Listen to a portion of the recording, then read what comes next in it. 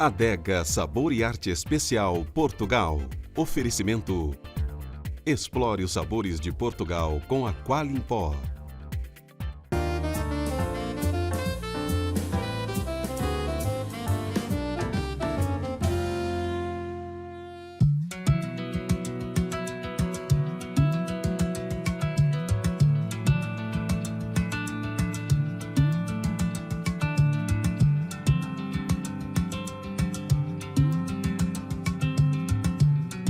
A Adega Sabor e Arte está em Portugal. Vamos visitar lugares muito especiais. E vamos levar você para conhecer as regiões mais famosas de vinho. Você vai participar conosco de jantares e almoços incríveis. Vamos para o Alentejo, Bairrada, Vinho Verde, Douro e, claro, também aqui no Porto.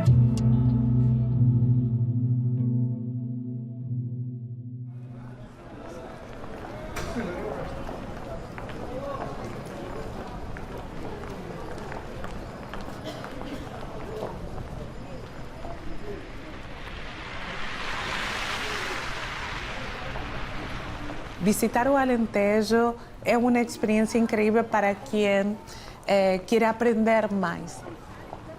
Quase uma imersão em o mundo português e também no mundo do vinho. Se você quer iniciar uma viagem de vinho em Portugal, eu acho que é um bom lugar você começar pelo Alentejo, fazer como a gente faz, de se hospedar em Évora, além dos restaurantes que você tem lá que são muito interessantes e muito bons. E depois você vai para as vinícolas, como a gente tem o Esporão.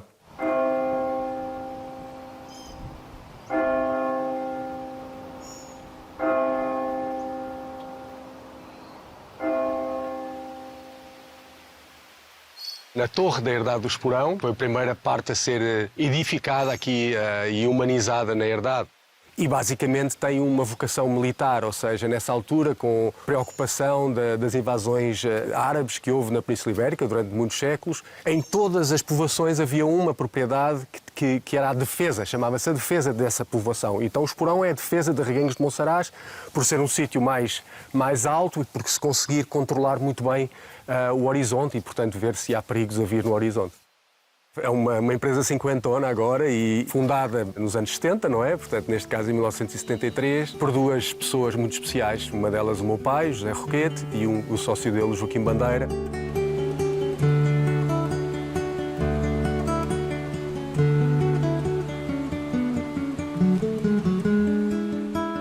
Em 2006, quando eu comecei a trabalhar no projeto, havia dois desafios. O primeiro é como é que nós conseguíamos internacionalizar o negócio do Esporão, porque em Portugal nós já tínhamos uma posição muito forte, e o foco na questão do aumento da qualidade e progressivo da qualidade daquilo que vamos a fazer. É um caminho que nunca acaba.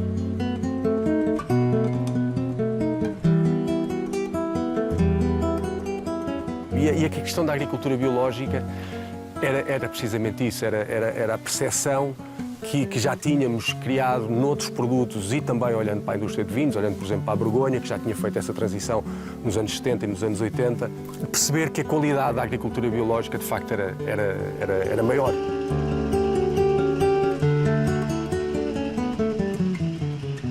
Isso foi prontamente aceito por todo mundo ou as pessoas acharam que você estava louco? Nem um nem outro. Havia uma parte que pensava, bom, estamos a tentar mudar uma coisa que não está estragada. Quer dizer, a empresa funciona bem, toda a gente gosta dos nossos vinhos, temos boas classificações, por que estar a mudar isto? E, portanto, fazer ver às pessoas que aqui estavam que era possível atingir um novo patamar de qualidade, tanto naquilo que eram os vinhos que estávamos a fazer, como nos azeites também, e em 2019 finalmente tínhamos a área toda certificada em agricultura biológica, um caso, não diria único, mas há uma mão cheia de produtores no mundo com esta área que conseguiram fazer isso.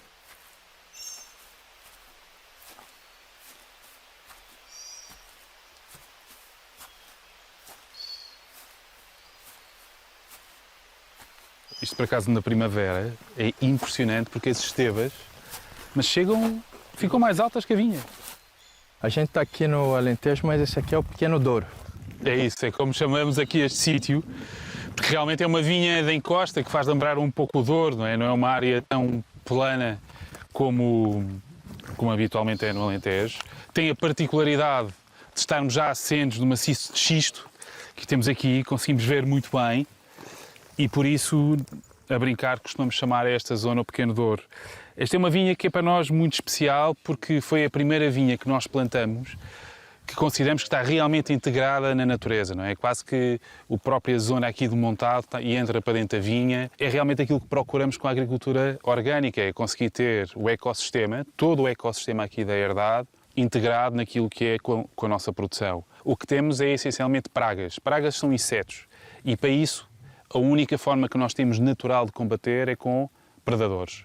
Basicamente com o que nós aqui fazemos, os morcegos. Portanto, é a forma que nós temos de controlar que não é mais do que reequilibrar o ecossistema. Esse é sempre o principal desafio, encontrar esse equilíbrio e depois o ecossistema começa a funcionar.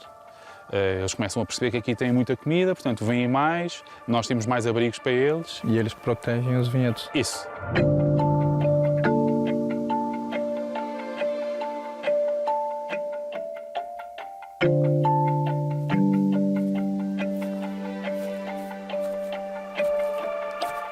Então, esta é a nossa vinha mais antiga. Foi uma vinha plantada em 1974, no ano da Revolução aqui em Portugal.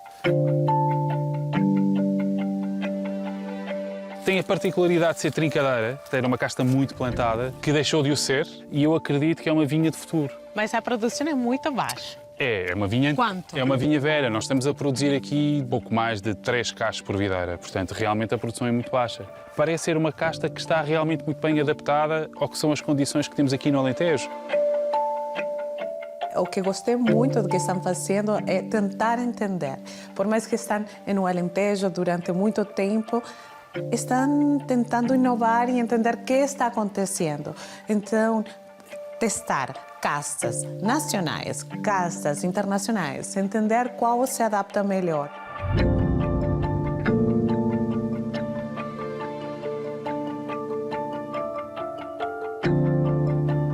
Estamos no campo apelográfico, que é uma zona muito especial para nós. Nós plantamos aqui 189 variedades diferentes em 2011, com o objetivo de estudar e perceber quais são as castas que estão melhor adaptadas ao que são as nossas condições. O que temos feito todos os anos é experiências, testes com cada uma das castas, sempre com objetivos muito particulares, não é? Mas hoje, para terem uma ideia, não fazemos nem plantamos nenhum hectare aqui no Esporão sem perceber primeiro e sem ter a certeza do que foi o resultado aqui no campo ampelográfico. Portanto, é como que um laboratório, como que um centro de experiências vivo. O campo ampelográfico é esse lugar onde o futuro você consegue quase palpar, porque são mais de 187 variedades de uvas diferentes, do Alentejo, do Douro, de Portugal como um todo, mas também variedades de uvas internacionais. Você tem tudo isso para entender como se adapta cada uma dessas variedades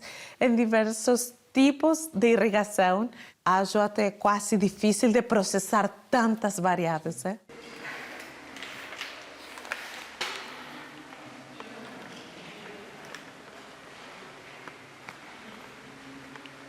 Esta é a adega Premium, portanto, todas as nossas uvas, as melhores uvas que nós temos, são encaminhadas para esta adega. Praticamente todas as uvas vêm para o lagar, são pisadas a pé e fazemos o que é uma fermentação tradicional em lagar.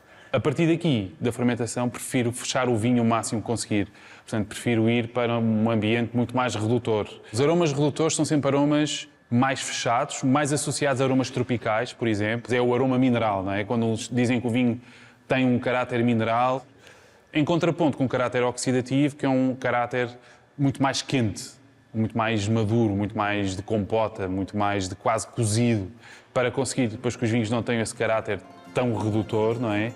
Eu acredito que é importante ter um momento mais oxidativo, não é?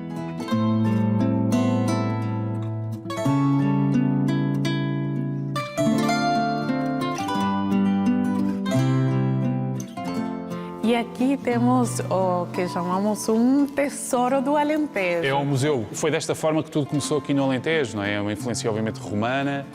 Esta talha em particular, que é a mais antiga que nós temos, é de 1655. Em meados do século XVII. É incrível, não é? Já teve aqui uns remendos, mas continua e está cheia. Eu sou uma fã de vinhos distintos, fora da caixa.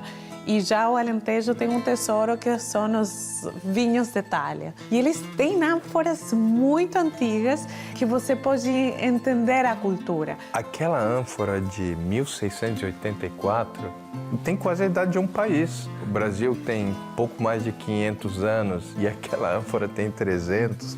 É muita coisa, né?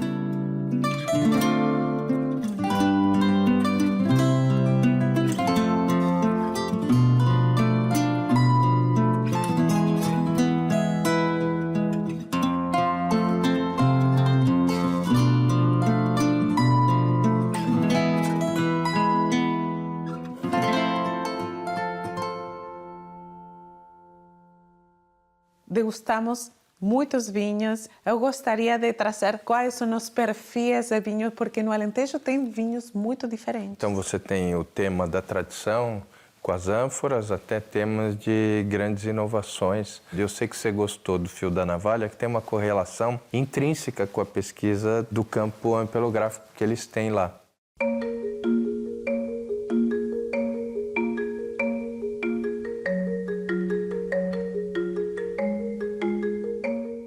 A primeira vez que eu provei este vinho e não sabia o que ele era, achei que era um vinho do Esporão e até achei que era um vinho do Alentejo. Que casta é que é? Porque através da casta também chegava ao talhão, chegava à idade da vinha, tentava perceber um bocadinho. E de facto não consegui, e quando o Zé Luís me disse, olha, isto é um vinho que tem 104 castas de vinho, fiquei super surpreendido, mas ao mesmo tempo, depois de saber, representa isso. Sabe aquele vinho que você coloca no nariz e vai pensando e vai pensando? E ele me deixou pensando, teve essa capacidade.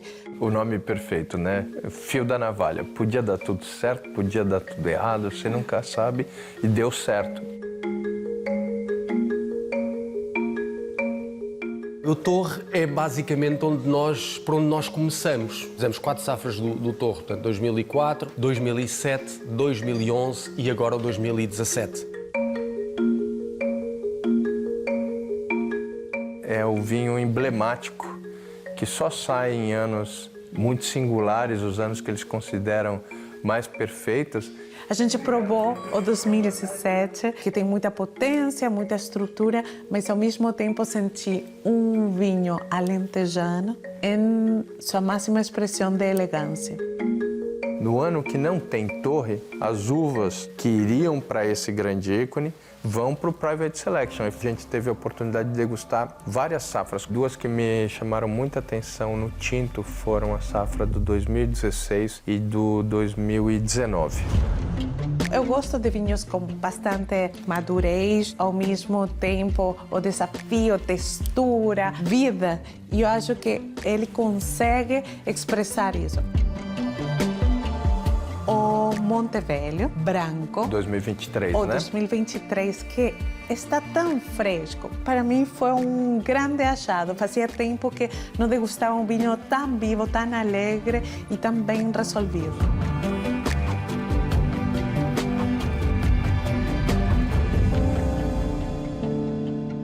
Sempre uma viagem de vinho traz experiências incríveis, se deixa muito mais perto do lugar e entendendo mais os vinhos e o lugar.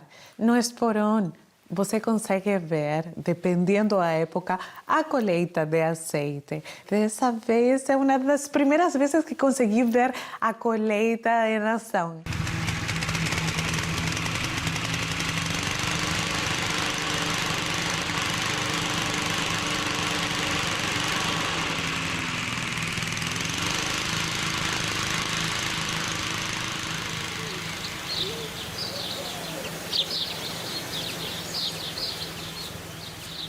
Eu vejo que essas azeitonas têm diferentes cores, estão em diferentes momentos de maturação. O que traz isso para o azeite? O grau de maturação traz compostos aromáticos diferentes, porque quando a azeitona está verde, nem todos os compostos aromáticos se desenvolveram. Então é muito interessante ter a azeitona mais verde e mais madura na mesma árvore, porque torna o azeite realmente mais complexo. É quase como um blend natural que acontece na árvore. O cuidado é preservar ao máximo este sumo. A apanha tem que ser uma apanha que não danifica a azeitona, deve ser transportado o mais rápido possível para o lagar para podermos extrair o azeite.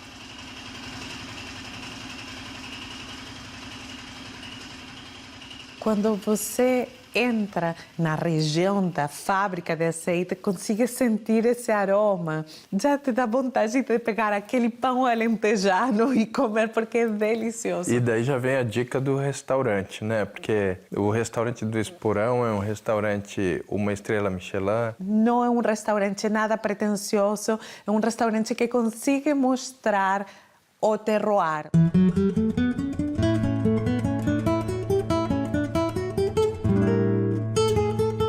Um trabalho que temos vindo a fazer ao longo dos anos no foco de uma pegada reduzida da sustentabilidade. Trabalhamos com peixe do rio, que é um típico aqui da nossa zona. Apanhamos ervas silvestres, cogumelos silvestres aqui no nosso pinhal. Então este foi o foco, foi o que é que nós conseguimos cultivar em modo orgânico para que possamos apanhar o mais fresco possível e passado 1 ou 2 horas depois de eu estar a apanhar os produtos frescos, poder servi-los no restaurante. Tem uma conexão entre tudo. É o azeite, o restaurante, o vinho. Esse enfoque do orgânico permeia todo esse ambiente do Esporão que a gente viveu. Nada como você vivenciar essa experiência e poder experimentar o Alentejo de muitos ângulos.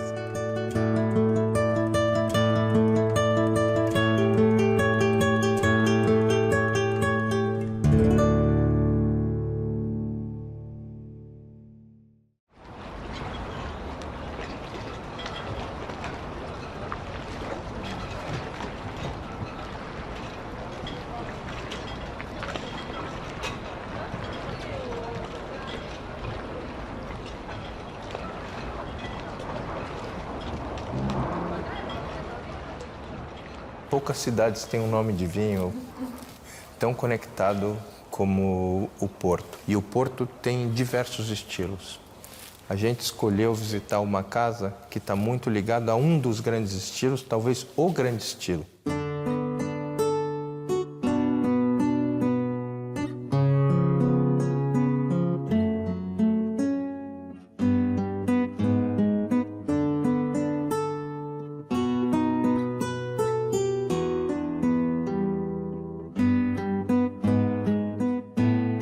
Estamos aqui no caso do Taylors, uma empresa com mais de 332 anos. Nós temos muito foco de vinho do Porto.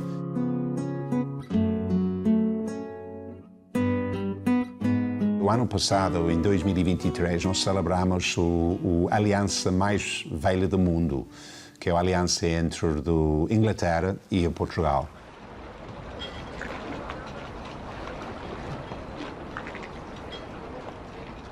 Tem 651 anos este ano. Isto implica que há sempre negócios entre um e outro, e a lógica da nossa empresa é que no fim do século XVII nós começamos a exportar para o Portugal e depois os barcos voltar com vinho. Lá para o vinho, este é o negócio, os dois sentidos. A história é interessante, e este 4XX que nós temos na nossa marca, sim, é uma antiga marca brasão que nós usamos por fim do século XVII. É difícil dizer, eu conheço o vinho do Porto, porque tem tantas versões. Tem os Townies, os Ruby, os Coleitas, os Vintage. A gente foi visitar uma casa clássica, onde os Vintages brilham.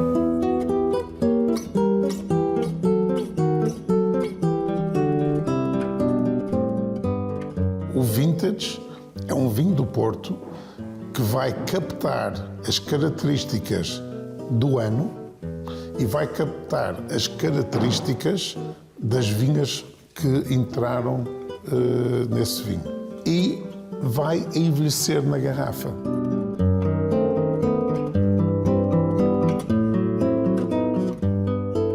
Qual é a grande diferença para os Townies, para os colheitas?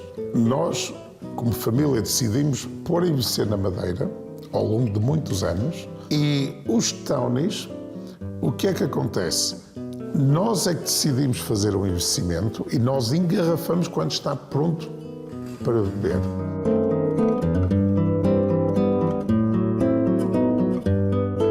Dois me chamaram muito a atenção. O 1994 que a gente deu 96 pontos, e também o 2017, que tinha uma conexão de estrutura e de elegância com 1994, a gente também deu 96 pontos, mas eu acredito que ele, quando tiver a idade do 1994, pode ir além e ter 97, talvez 98 pontos. Mas além dos vintages clássicos, você tem outros que são chamados os single quintas. Geralmente os single quintas são a base, vem de um lugar ou uma quinta, que é a base do vintage clássico.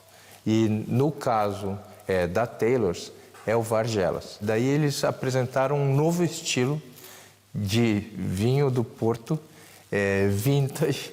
O Sentinels 2022 que degustamos tem fruta, tem bastante elegância, que mostra o que consegue apresentar o ano, mas ao mesmo tempo é muito mais fluido. Ele já nasce muito pronto, mas essa é uma vantagem. Se você pegasse um Porto Vintage Clássico 2022, hipoteticamente falando, você teria que esperar no mínimo 15 anos para poder retirar dele ou aproveitar dele algo que justifique o investimento que você fez. São realmente máquinas do tempo.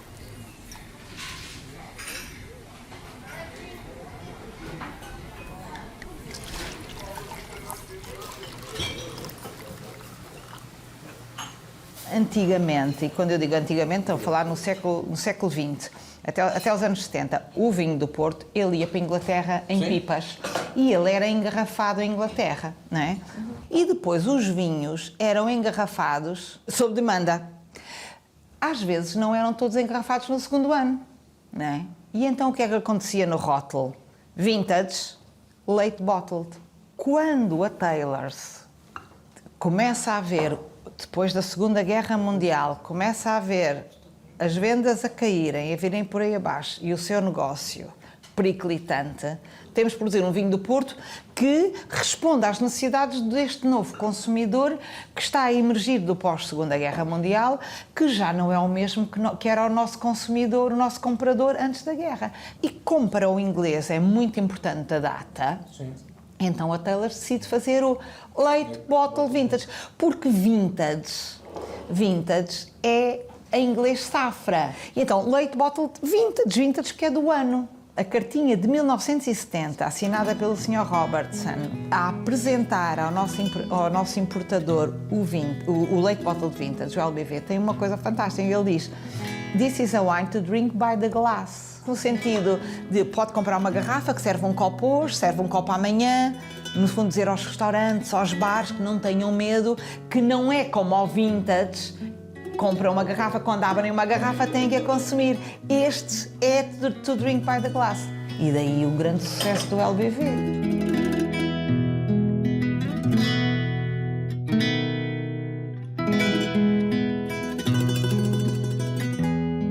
Para mim foi uma enorme satisfação degustar o Vintage Clássico 1994. Vai-se pôr aqui uma tenaz, que é uma coisa de ferro, isto vai estar ligado, vai estar aqui uma tenaz a aquecer muito, pô-la no gargalo da garrafa, aquecer o vidro, ter a certeza que o vidro fica quente e depois vamos pôr água fria. E esse choque térmico que vai fazer um corte completamente limpo.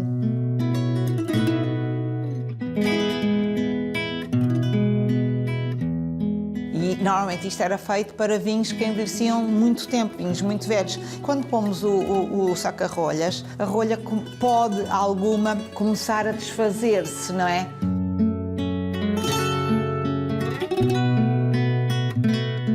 A grande história do 94 é que, no fundo, é o primeiro vinho do David, não é? Se hoje perguntar ao David se é o melhor vinho que ele fez, não é. Não, ele não acha que é o melhor vinho, mas, de facto, os 100 pontos acabaram por surpreender um pouco.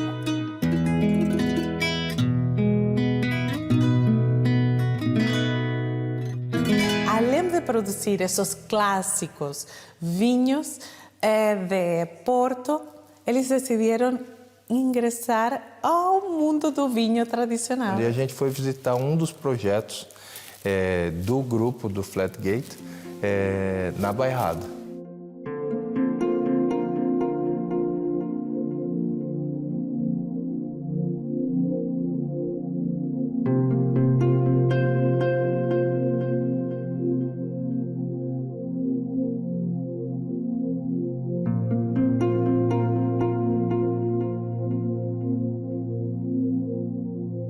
Quando a Taylor comprou o projeto em 2023, eu já conhecia os vinhos e achava os vinhos extraordinários, mas queria entender muito bem o que é que estava por trás.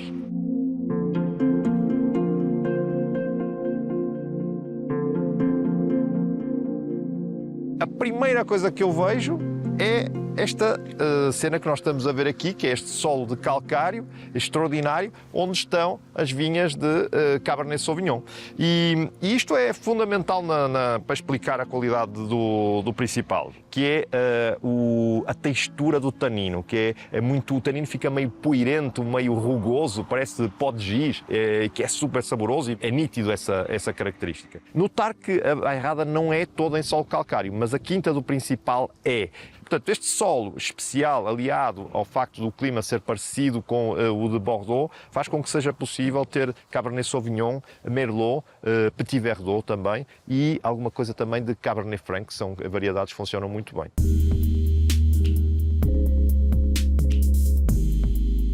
O vinho que eu mais gostei foi o principal Rosé TT do Cuvée Pinot Noir 2020. A gente deu 94 pontos para ele. Agora, também gostei do Calcário 2014. Sim. O tinto. Acho que o Calcário tem alegria, tem bastante juventude ainda, mas está muito bem resolvido como vinho. Calcário é o nome do vinho, né? Calcário do Principal, 2014 tinto. E, claro, o principal.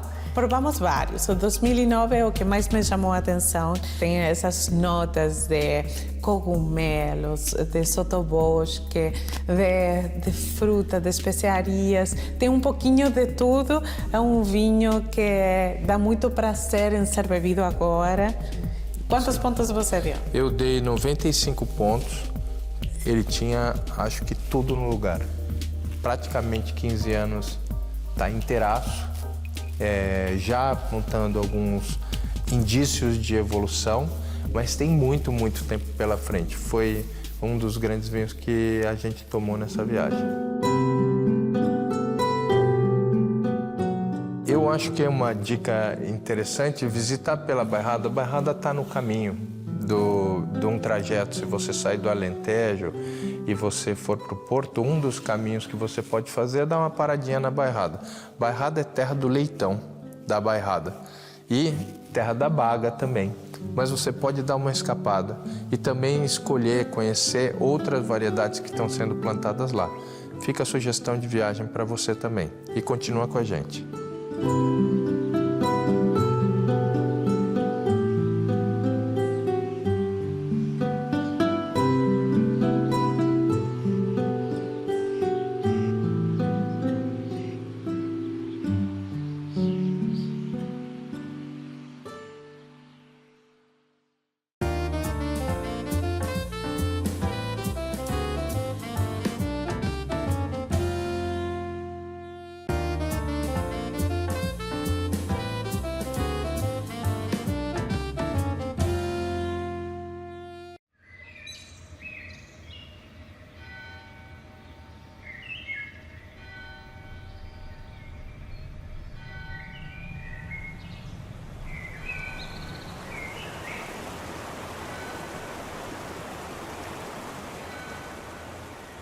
O Douro é o nome do rio. Aquela região vive dos seus pontos de referência em relação ao rio. Então fica no Alto Corgo, no Baixo Corgo, fica na Régua, fica na Barragem. Tudo se delimita em torno do Rio Douro. E você tem as encostas, que são altíssimas. Então é um vale monstruoso e o ser humano acabou construindo o terroir. Então, para poder plantar naquelas costas tão íngremes, ele acabou criando os patamares que foram feitos à mão, esculpindo o xisto.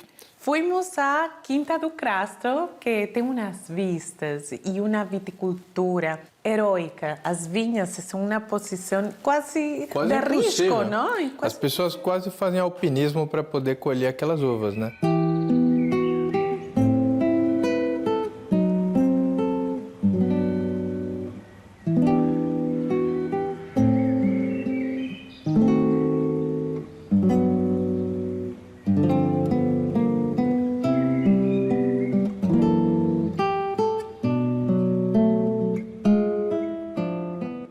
Nós estamos numa região de montanha, não é? Onde só seria possível, em alguns casos, plantar a vinha aproveitando as curvas de nível e para isso, para essa sustentação dessas terras, foram feitos os socalcos em pedra e que há quem diga que era equivalente ou superior àquilo que seria a muralha da China.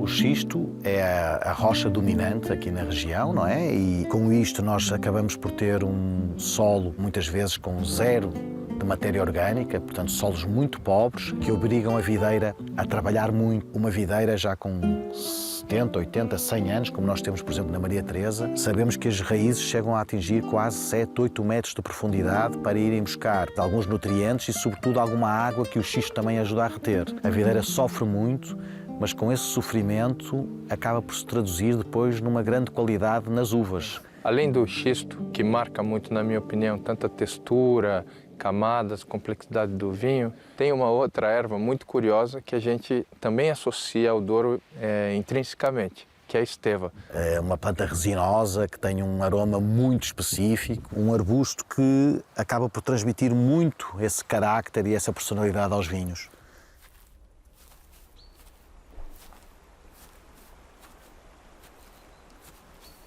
E conseguimos andar por a Vinha da Ponte e também por a Vinha Maria Teresa.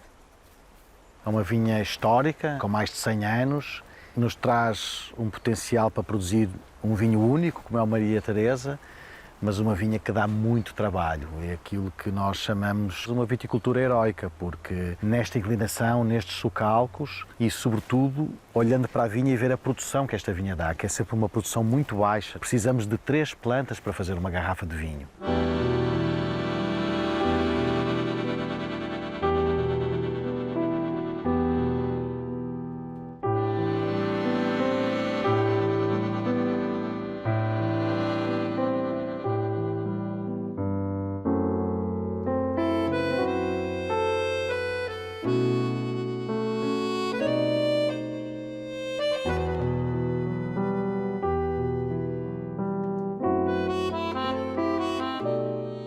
Várias coisas convivem ali dentro daquele ambiente.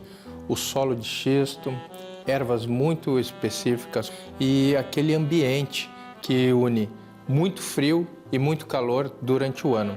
Ele gera vinhos muito encorpados, que têm uma longevidade incrível. Não é à toa que era a terra que originalmente levava o vinho do Porto.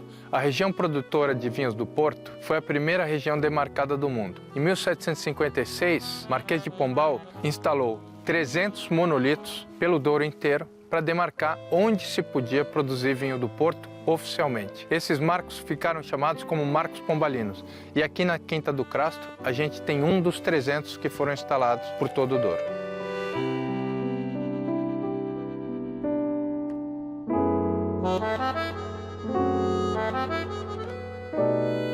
O meu avô compra a Quinta do Crasto em 1918.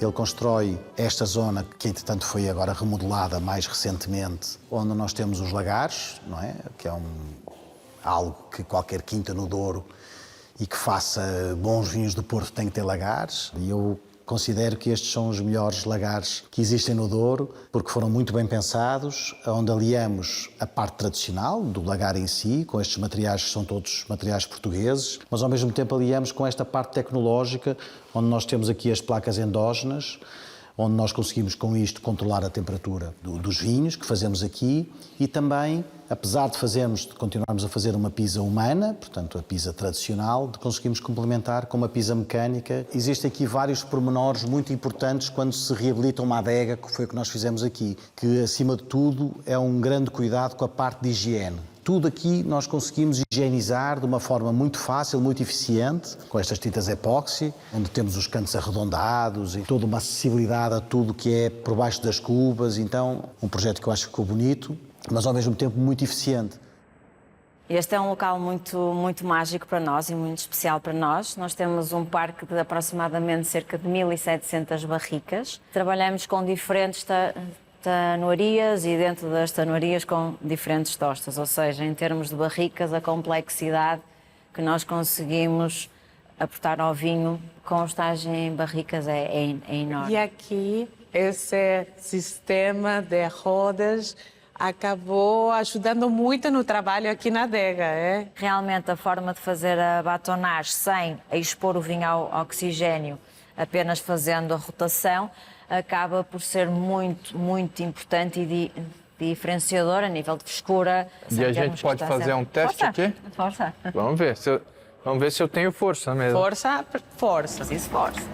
São normalmente quantas voltas? Nós damos 4 voltas, em média. As borras se movendo. Vamos provar uma barrica do que será o Crasto Superior Branco 2024. Vinificamos as variedades separado. No caso do Crasto Superior Branco estamos a falar de 2 e no final escolhemos as melhores barricas e fazemos o lote final. Portanto, esta será uma peça do Big Puzzle que será o lote final. Tanto a pureza de fruta e a acidez são marcantes.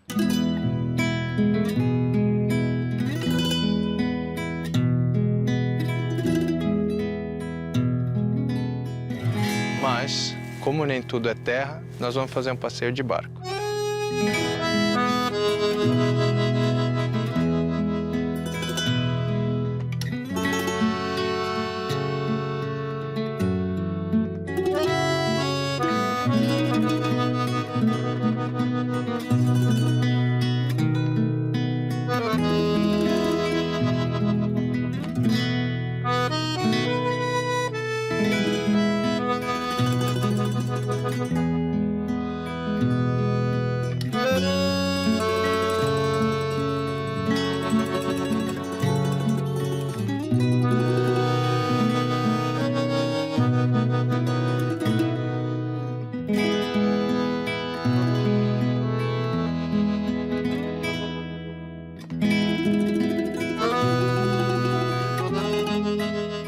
As vinhas velhas têm uma expressão única e muito forte no Douro. Esse reserva, ele consegue conjugar força e elegância no mesmo vinho. É um grande vinho, um vinho que marca logo muito na parte aromática, na minha opinião, por esta nota de especiaria. É algo que caracteriza muito o Reserva Vinhas Velhas.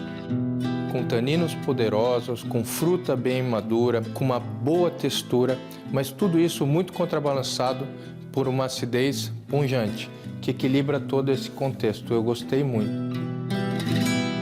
Quando fui à Vinha da Ponte e colocamos na boca, o preferido foi o 2019. É mais austero, mais firme, intenso, com muita presença, representando a parte mais intensa do Douro. O Vinha da Ponte, mesmo quando ele sai no mesmo ano do Maria Teresa, ele precisa de mais tempo para evoluir e ele provavelmente vai ter mais longevidade. Mas na partida, a gente preferiu Maria Teresa, como sempre acontece. Então, o Vinha da Ponte 2019 recebeu 95 pontos.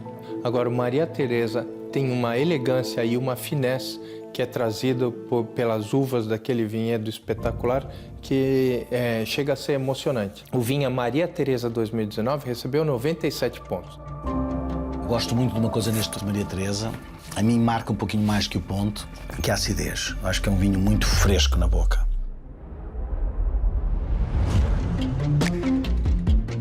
Eles apresentaram pra gente alguns vintages, mas sobretudo apresentaram Tawnis.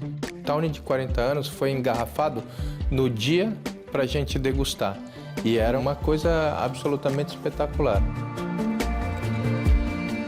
Eu dei 96 pontos para esse vinho. E uma das notas que eu fiz, falei, esse vinho não tem aromas, ele é um perfume.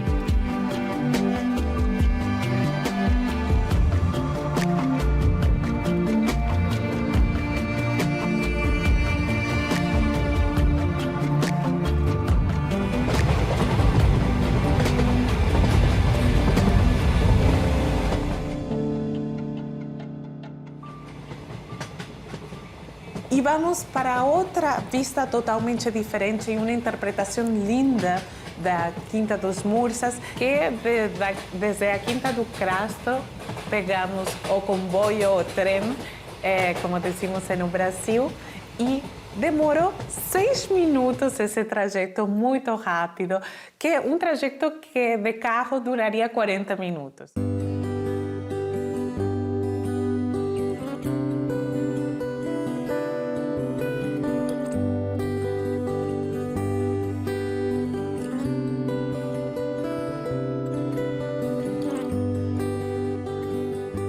Estamos aqui na Quinta dos Mursas, na vinha mais antiga, mais velha, plantada em 1947.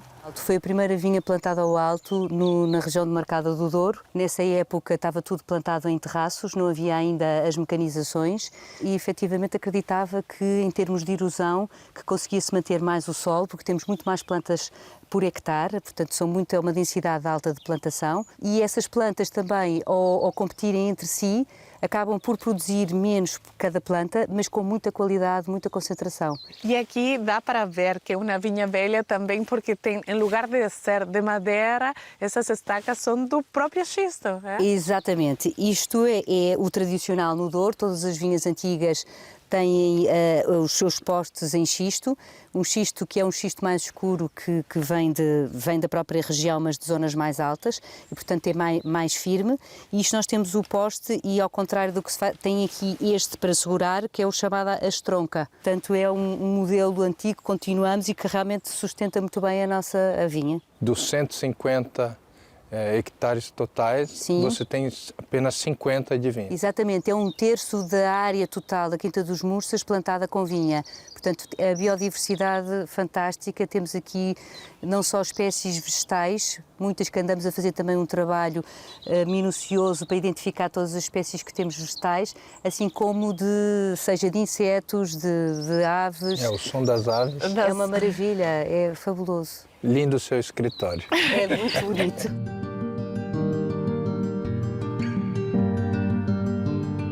Em lugar de ter esses terraços chamados de patamares ou socalcos, eles decidiram plantar a vinha de uma forma diferente. Aqui chamam ao alto, mas não é mais que uma espaldeira colocada quase em posição vertical ao rio. E claro que os vinhos são muito diferentes. Quando você prova e sai da Quinta do Crasto e vai para a Quinta dos Mursas, você entende que é uma nova interpretação do Douro.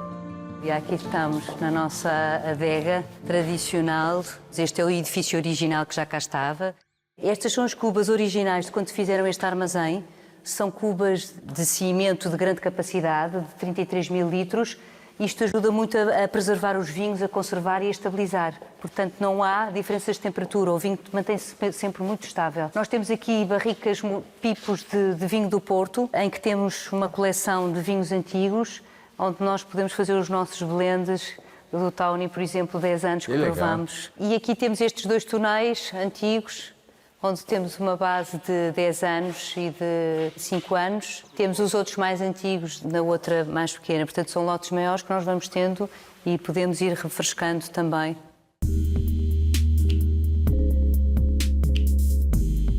Um dos vinhedos foi plantado em 1947 e ele então é um vinhedo de vinhas velhas, o primeiro plantado nessa forma de vinhas ao alto, e a gente pôde degustar várias safras dele. No caso, o preferido de nosso consenso foi o Quinta dos Mursas VV47 2017, que recebeu 96 pontos. 2017 foi um ano mais quente, mas o que quer dizer é que foi um ano com temperaturas mais elevadas, temperaturas médias, é que nós depois vamos ter fruta talvez com uma maturação diferente, com outro tipo de aromas. Eu gostei muito de outro vinho, que é o Minas 2018. Ele entra na boca quase como se fosse uma onda. Ele vai preenchendo todas as papilas gustativas, é muito fluido. É um queridinho lá da revista Adega. Existe bastante debate entre preferir o Minas e preferir o Margem. Aqui em Portugal, o preferido é o Margem. Na revista, e a Cecília também concordou com isso, a gente prefere o Minas, justamente por essa elegância e equilíbrio que ele entrega desde já. Pode ser até que no futuro o Margem evolua melhor do que o Minas.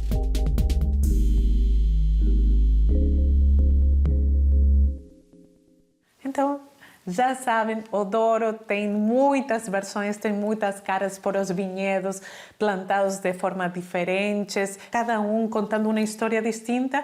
E quando é contado por essas vinhas velhas, que são um tesouro, fica ainda mais interessante.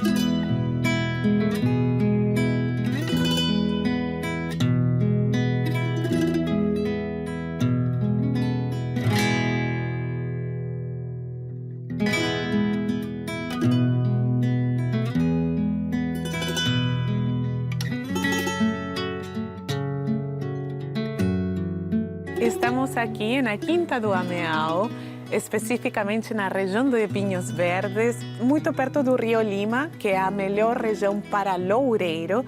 E nessa vinícola só trabalham com loureiro. Um grande desafio mostrar todas as facetas de uma mesma variedade.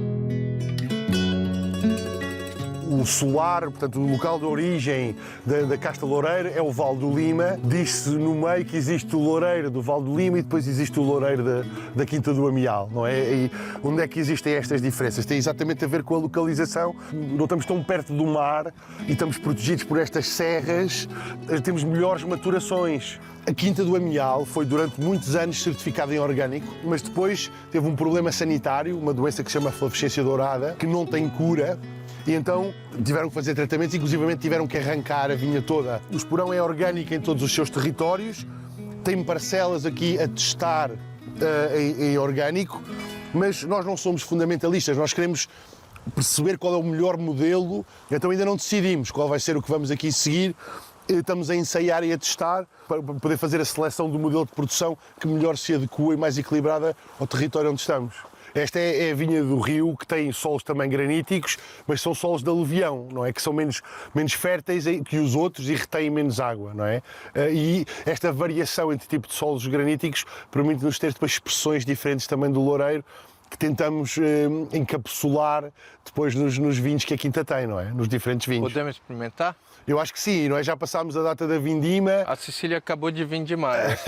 Isto é um cacho que ficou, mas que deve estar bem mais doce, não é? Mas deve ser muito interessante é perceber a acidez que a casta tem, que deve estar bem presente nestas uvas. E que temos aqui? Aqui temos um globo de vinho, que é uma nova forma que temos de fermentar o vinho e depois o guardar. Ele tem de estar protegido pela luz, mas isto que está aqui é loureiro. É um teste que estamos ensaiando. A ideia é que é igual ao inox, portanto é redutor, não há contacto com oxigênio, mas a forma que ele tem de globo faz com que as massas vínicas sejam em circulação permanente. Como um ovo de concreto. Como se fosse um ovo de concreto. Exatamente o mesmo princípio. E estes são os fudres muito especiais, de carvalho austríaco, feito por uma tunelaria que faz muito poucos fudres por ano e que tem muito cuidado com a quem vende. E tivemos de enviar os vinhos, tivemos de mostrar que fazíamos vinho de valor para nos venderem estes fudres. E a gente degustou uns 15 vinhos, selecionou alguns para discutir com vocês. O Bico Amarelo, da Quinta do Ameal, é um vinho, como dizem aqui em Portugal, muito consensual, que consegue agradar por o frescor e ao mesmo tempo exuberante e muito bom na hora de harmonizar com, eu imaginei logo os bolinhos de bacalhau. É um corte de alvarinho, loureiro e avesso. 3 uvas aqui da região do vinho verde. Mas o loureiro não é preponderante, a alvarinha é a principal. É um terço de cada uva. E daí a gente foi para outros vinhos. Foi para o Reserva, o Quinta do Ameal Reserva 2022, que a gente deu 93 pontos. Já é um vinho que, talvez o único aqui, que receba madeira em fudres de carvalho austríaco. Nesse caso, essa madeira consegue dominar um pouco e equilibrar a acidez e a textura, muito predominantes no loureiro daqui da região. Eu acho que este vinho nos afasta um pouco do perfil tradicional da região. Torna o facto de estar em agricultura orgânica, porque nós acreditamos mesmo que a agricultura orgânica dá melhor fruta, e se dá melhor fruta, vais ter melhores vinhos. Mas maior surpresa que ainda não está disponível, mas que falta muito pouco, é o espumante a partir de Loureiro. Esse espumante 2023. Ameal espumante bruto, que a gente deu 94 pontos hoje. É um espumante completamente fora da caixa. Eles gostariam e vão deixar mais tempo em garrafa, mas eu já fecharia ele agora para poder tomar. Foi a garrafa que primeiro acabou no almoço.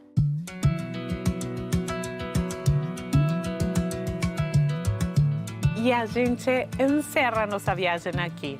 Foram muitos vinhos, muitas regiões. A gente espera que você tenha gostado e descoberto vinhos conosco e possa fazer você mesmo sua viagem por esse território lindo que é Portugal.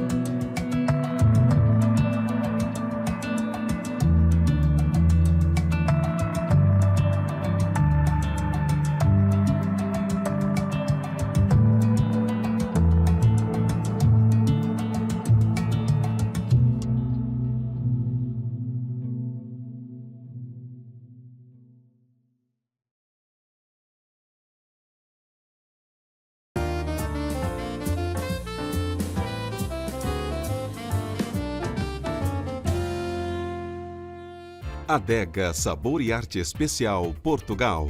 Oferecimento: explore os sabores de Portugal com a Qualimpó.